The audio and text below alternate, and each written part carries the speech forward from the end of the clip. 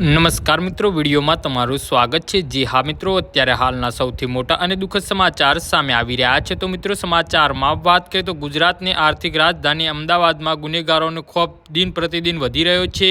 15મી ઓગસ્ટની મોડી રાત્રે રાણીપ પોલીસ ચોકી અને આરટીઓ 4 રસ્તા નજીક એક અત્યંત સનસનાટીભરી અને હૃદય કંપાવનારી ઘટના સામે આવી છે। અગાઉની અદાવતમાં 8 થી 10 અજાણ્યા અને હથિયારધારી શખ્સોએ 37 વર્ષીય યુવક પર જાહેરમાં જીવલેણ હુમલો કરીને તેની નિર્મમ હત્યા કરી નાખી છે।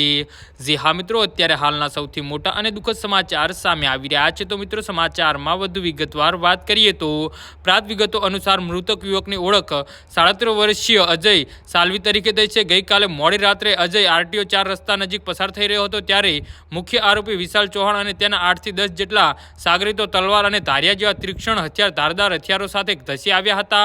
તમામ આરોપીઓ અજય પર એકસાથે તૂટી પડ્યા હતા અને અંધાધૂન હુમલો કર્યો હતો। હુમલાખોરોએ યુવકની પીઠની ભાગે 15 થી વધુ ઊંડા ઘા ઝીકી દીધા હતા। આ હુમલો એટલો ઘાતકી અને ભયાનક હતો કે યુવકના પેટના ભાગે ગંભીર ઇજાઓ થતાં તેનું આંતરડું બહાર આવી ગયું હતું।